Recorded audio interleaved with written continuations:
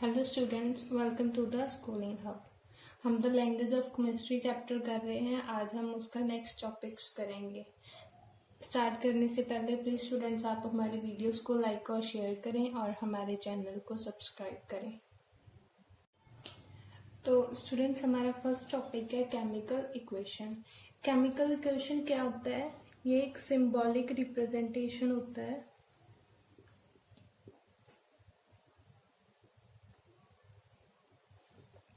It is a symbolic representation of a chemical reaction using the symbols or the formula of any substance which is involved in the reaction. So what is chemical equation? It is the symbolic representation of a reaction using the symbols and the formulas of substances which are involved in the reaction. तो हमारे पास एक होता है word equation.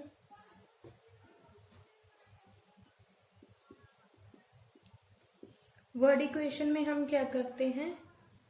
जैसे हमारे पास equation है carbon plus oxygen with heat it will form carbon dioxide. तो ये क्या होगी? Word equation. हमने इसमें पूरे नेम्स लिखे हैं। उसके बाद आती है केमिकल इक्वेशन। केमिकल इक्वेशन, इसकी केमिकल इक्वेशन कार्बन का C, ऑक्सीजन O2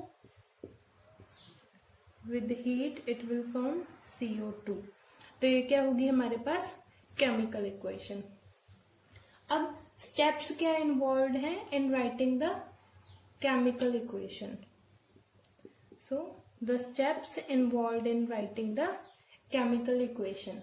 सबसे पहले we will write the symbols of the formula of the reactant side. ये हमारी रिएक्टेंट साइड है और ये है हमारी प्रोडक्ट साइड। तो सबसे पहले हम क्या करेंगे? हम फॉर्मूला लेते हैं सोडियम का। Sodium Na plus H2O। ये क्या हो गए? हमारे रिएक्टेंट्स। अब लिखेंगे हम प्रोडक्ट्स। तो इससे प्रोडक्ट क्या बनेगा? NaOH plus H2। उसके बाद एरो लगाएंगे। तो ऐसे हम लिखते हैं केमिकल इक्वेशन को। तो अब हम इसे बैलेंस भी करेंगे। तो यहाँ पे 2 2 2। तो ये क्या होगी हमारे पास? एक बैलेंस्ड केमिकल इक्वेशन। तो ये होते हैं इसके स्टेप्स लिखने के। ओके, तो अब हम करेंगे केमिकल रिएक्शन कि केमिकल रिएक्शन में क्या कुछ इन्वॉल्व होता है। सबसे पहले होता है one reactant plus 2 or more product. एक रिएक्टेंट हो सकता है और दो से ज्यादा प्रोडक्ट हो सकते हैं। इसकी हम एग्जांपल लेंगे कैल्शियम कार्बोनेट। इसकी एग्जांपल कैल्शियम कार्बोनेट। ये फॉर्म होगा calcium oxide plus carbon dioxide. इसमें एक रिएक्टेंट है और 2 प्रोडक्ट हैं। ओके, तो सेकंड हो सकता है हमारे पास 2 रिएक्टेंट्स प्लस 1 प्रोडक्ट। इसकी हम एग्जांपल लेंगे nitrogen plus 3 molecules of hydrogen. ये क्या फॉर्म करेगा हमारे पास? 2 मॉलिक्यूल्स ऑफ अमोनिया। अब हम एक हो सकता है हमारे पास 2 रिएक्टेंट्स प्लस 2 प्रोडक्ट्स। इसकी एग्जांपल लेंगे sodium sulphate Na2SO4 plus barium chloride BaCl2। ये क्या फॉर्म करेगा? बेरियम सल्फेट प्लस NaCl के 2 मॉलिक्यूल्स। उसके बाद लास्ट है हमारे पास 2 reactants plus 3 or more product. इसकी हम एग्जांपल लेंगे, copper plus 2 molecules of sulphuric acid plus ये क्या बन जाएगा, copper sulphate plus 2 molecules of water plus SO2। तो ये क्या हमारे पास क्या कुछ होता है हमारे केमिकल रिएक्शन में। ओके, अब हम नेक्स्ट करेंगे स्केलेटन इक्वेशन।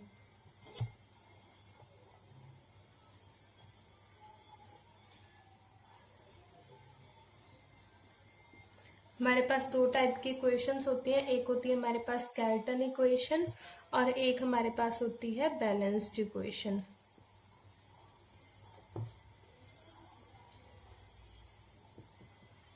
बैलेंस्ड इक्वेशन, तो स्केलेटन इक्वेशन क्या होती है, जो अनबैलेंस्ड होती है,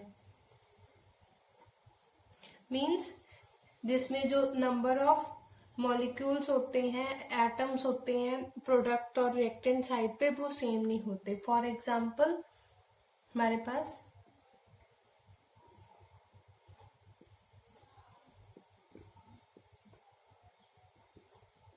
पास ये एग्जांपल है, potassium nitrate converts into potassium nitrite plus oxygen. अब इसमें ऑक्सीजन के जो मॉलिक्यूल्स हैं वो क्या है, बैलेंस्ड नहीं है, तो ये क्या होगी, स्केलेटन इक्वेशन। जो बैलेंस्ड इक्वेशन होती है, नाम से क्लियर हो रहा है, इसमें रिएक्टेंट साइड में number of atoms reactant side में किसके इक्वल होते हैं, number of atoms in the product side. इसमें नंबर ऑफ एटम्स दोनों साइड सेम होते हैं। अगर हम इसी जो केमिकल इक्वेशन, अगर हम इसमें ऑक्सीजन को बैलेंस कर दें तो वो हमारे पास आ जाएगी बैलेंस्ड इक्वेशन। अब इसको बैलेंस करने के लिए हम पहले सिंपल स्केलेटन इक्वेशन लिख लेते हैं, जैसे प्लस O2। अब इसको बैलेंस करेंगे हम, ये क्या होगी, बैलेंस्ड इक्वेशन। तो अब इक्वेशन बैलेंस क्यों होनी चाहिए, why a equation should be balanced. Question आता है हमारे पास वाई, ये किस लिए, हमारे पास law of conservation of matter होता है,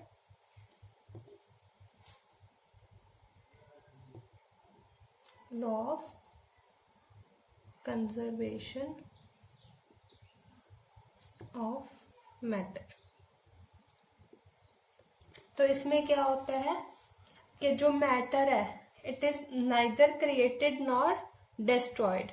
तो इस लॉ को मेंटेन करने के लिए हमें बैलेंस इक्वेशन की जरूरत होती है, इसीलिए हम इक्वेशन को बैलेंस करते हैं। तो अब हम करेंगे बैलेंसिंग एन इक्वेशन के एक इक्वेशन, केमिकल इक्वेशन है जो हमारे पास, उसको हम कैसे बैलेंस करते हैं। हमारे पास इसमें दो मेथड्स होते हैं। फर्स्ट होता है hit and trial,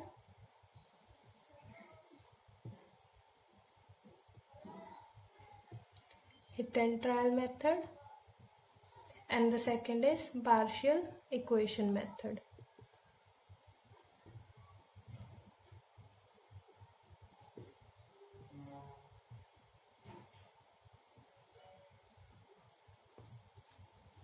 hit and trial method and partial equation method.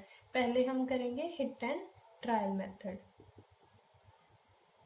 Hit and trial हमारे पास नेम से ही सजेस्ट हो रहा है कि हमें ऐसे ही अपने एक कोई ना कोई हिट लगाने हैं कि हाँ इसका ये, अगर हम इसको इसके साथ मल्टीप्लाई कर देंगे तो ये बैलेंस हो जाएगा, तो वैसे बैलेंस करना है।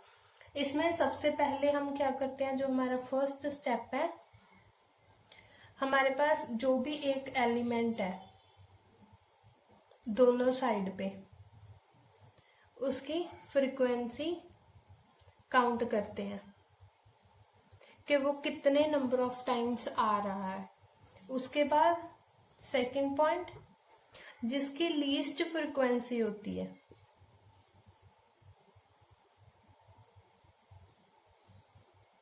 लीस्ट फ्रीक्वेंसी को हम क्या करते हैं, बैलेंस इट फर्स्ट, उसको सबसे पहले बैलेंस करते हैं। फिर उसके बाद थर्ड पॉइंट, अगर दो या दो से ज्यादा की फ्रीक्वेंसी सेम है, सेम फ्रीक्वेंसी है अगर किसी की, तो हम क्या करते हैं, जो मेटल्स होते हैं उनको फर्स्ट प्रेफरेंस देते हैं, उनको सबसे पहले बैलेंस करते हैं। तो हम एक एग्जांपल देखते हैं। जैसे हमारे पास एक एग्जांपल करते हैं, हमारे पास एग्जांपल है कॉपर प्लस सल्फ्यूरिक एसिड, ये बनेगा हमारे पास copper sulphate plus sulphur dioxide plus water. हमारे पास ये एक अनबैलेंस्ड या स्केलेटन इक्वेशन है।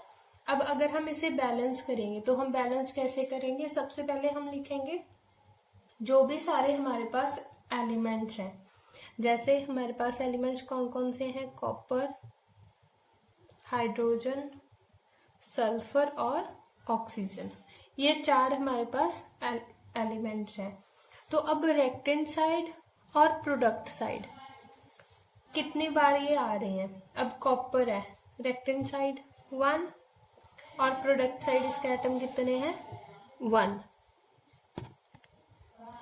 तो हाइड्रोजन हमारे पास कितने हैं, 2 एटम्स इधर हैं और 2 एटम्स इधर हैं हाइड्रोजन के, 2 एटम्स हैं हाइड्रोजन के। सल्फर के इधर 1 है और सल्फर के इधर कितने हैं, 2 atoms. Oxygen 4 and here 4 and 2 6 and 1 7, 4 atoms and 7 atoms। अब देखो सबसे कम फ्रीक्वेंसी किसकी है, सबसे पहले कॉपर की है। कॉपर क्या है, बैलेंस है ऑलरेडी। उसके बाद हाइड्रोजन, हाइड्रोजन भी बैलेंस है। फिर आता है हमारे पास सल्फर 1 and 2।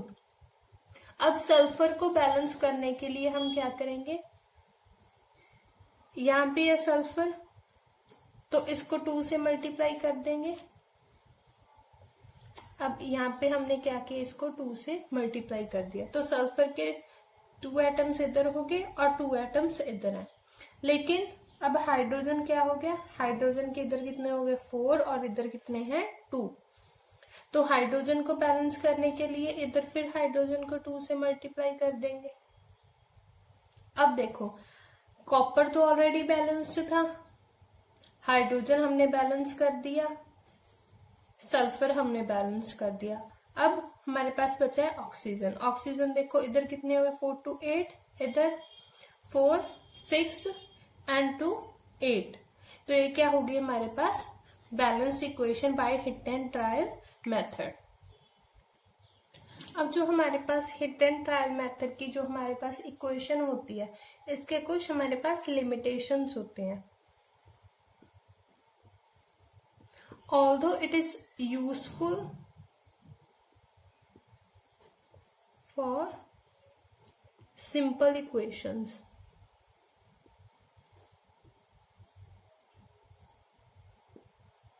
ये यूजफुल है सिंपल इक्वेशंस के लिए, लेकिन जो इसके लिमिटेशंस हैं, लिमिटेशंस इसके क्या क्या हैं। सबसे पहला लिमिटेशन है इसका कि जो हमारे पास कॉम्प्लिकेटेड इक्वेशंस हैं,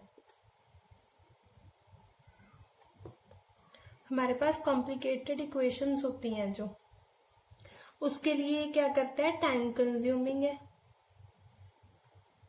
टाइम बहुत लेती है ये सॉल्व करने के लिए। सेकंड, जो इसका मैकेनिज्म है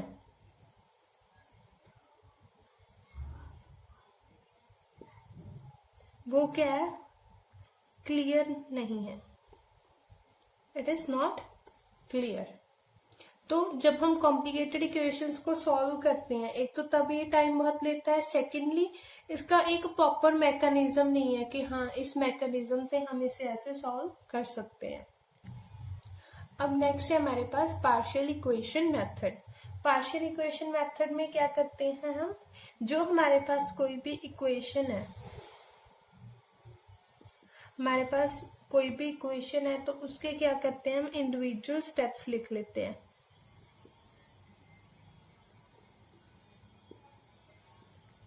इंडिविजुअल स्टेप्स लिख लेते हैं और फिर उनको क्या करते हैं उसके बाद ऐड कर देते हैं। तो इसको हम कहते हैं पार्शियल इक्वेशन मेथड। कोई भी अगर हमें इक्वेशन बनानी है तो उसका इंडिविजुअल स्टेप्स लिखते हैं, स्मॉल स्टेप्स के पहले क्या बना फिर क्या बना, तो उन सारे स्टेप्स को फिर ऐड करते हैं। इसकी हम एग्जाम्पल देखते हैं। एग्जाम्पल हम करेंगे liberation of iodine from potassium iodide. किसके साथ उसको रिएक्ट करा के, हाइड्रोजन परऑक्साइड के साथ। हम लिबरेशन ऑफ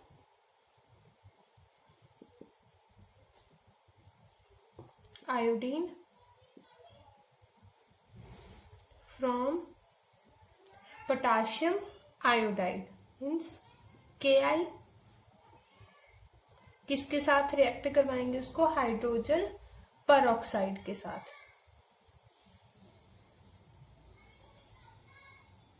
H2O2 के साथ रिएक्ट करवाएंगे।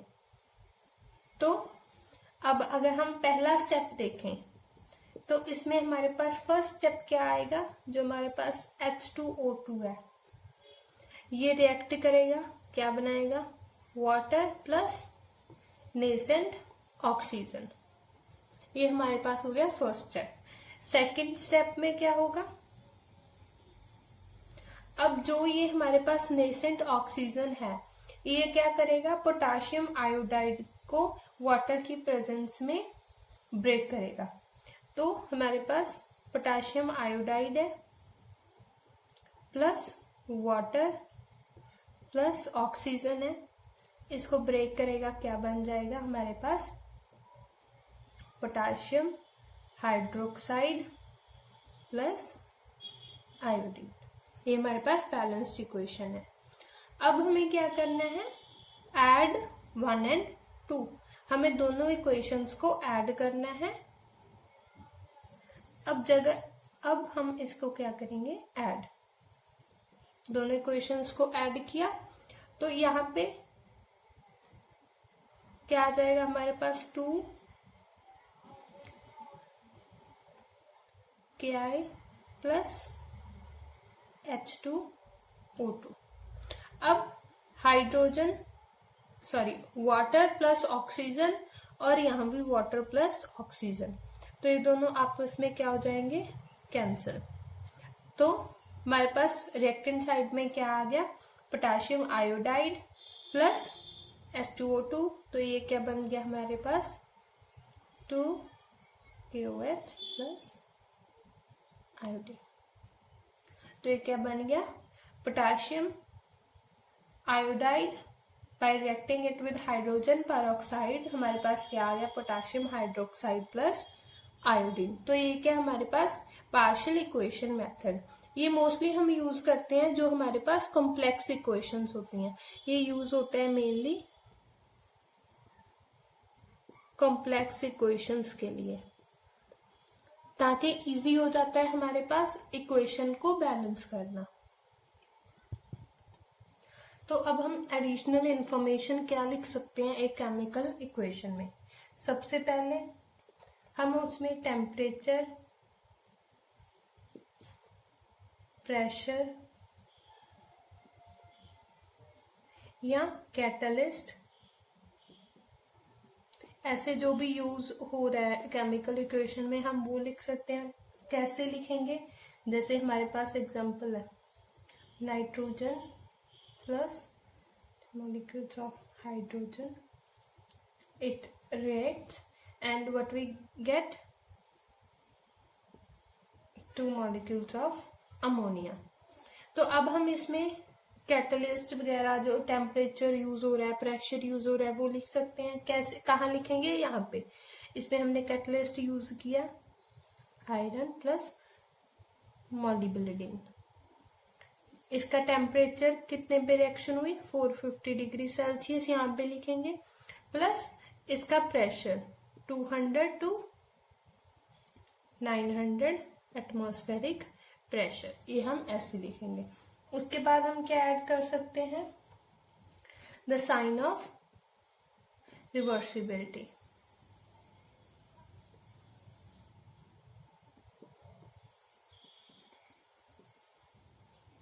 रिवर्सिबिलिटी का साइन क्या होता है, ये कि वेदर जो हमारी इक्वेशन है वो रिवर्सिबल है या नहीं है। फॉर एग्जाम्पल हमारे पास है 3 molecules of iron plus 4 molecules of water, ये क्या हमारे पास रिवर्सिबल इक्वेशन है, तो हम इसको ऐसे रिप्रेजेंट करेंगे। तो हमारे पास क्या बनेगा, ये triferric tetraoxide Fe3O4 plus 4 molecules of hydrogen. तो ये क्या है, केमिकल इक्वेशन में रिवर्सिबल का साइन, कि कैसे हम उसको रिवर्सिबल साइन रिप्रेजेंट करते हैं। उसके बाद है कि इक्वेशन में हम हीट प्रोवाइड कर रहे हैं या नहीं। हीट का सिंबल क्या होता है, डेल्टा। जो हम ये रिप्रेजेंट करेंगे, ये भी हम एरो के ऊपर साइन रिप्रेजेंट करेंगे डेल्टा का। फॉर एग्जांपल हमारे पास है potassium chlorate 2 KClO3 potassium chlorate, इसमें हमने हीट दी तो हमारे पास क्या बन गया, पोटेशियम क्लोराइड प्लस ऑक्सीजन। उसके बाद है हमारे पास कि जो हमारे पास अब लिक्विड है या सॉलिड है या एक्वस सॉल्यूशन है, तो जो हमारे पास उसकी फिजिकल स्टेट है,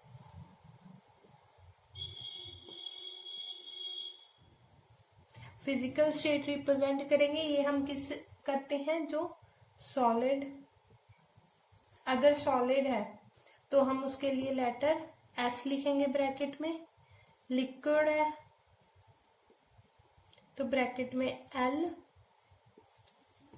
और अगर हमारे पास एक्वस सॉल्यूशन है तो हम क्या लिखेंगे, AQ। अगर गैस है हमारे पास तो गैस G का सिंबल, या गैस के लिए हम क्या कर सकते हैं, हम अपवर्ड एरो भी लगाते हैं गैस के लिए। उसके बाद क्या आता है, फिर है हमारे पास इवोल्यूशन और absorption of heat.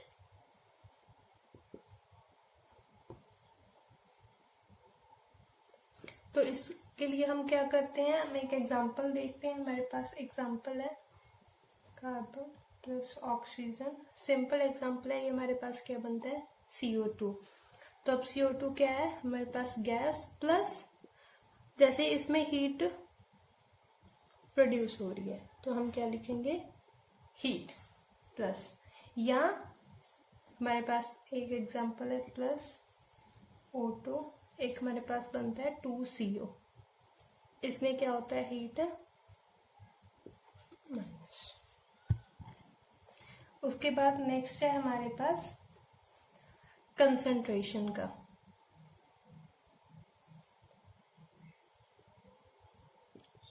Concentration of acids, कि वो कंसंट्रेटेड एसिड यूज कर रहे हैं हम या डाइल्यूटेड एसिड यूज कर रहे हैं।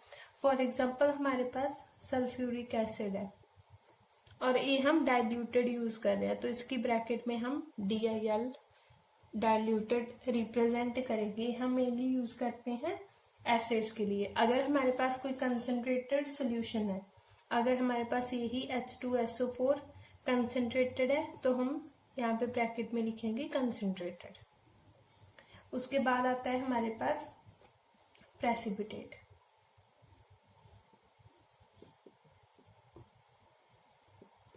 अगर हमारे पास कोई भी रिएक्शन है उसमें लास्ट में हमारे पास प्रेसिपिटेट रहता है, तो हम प्रेसिपिटेट को डाउनवर्ड एरो से रिप्रेजेंट करते हैं।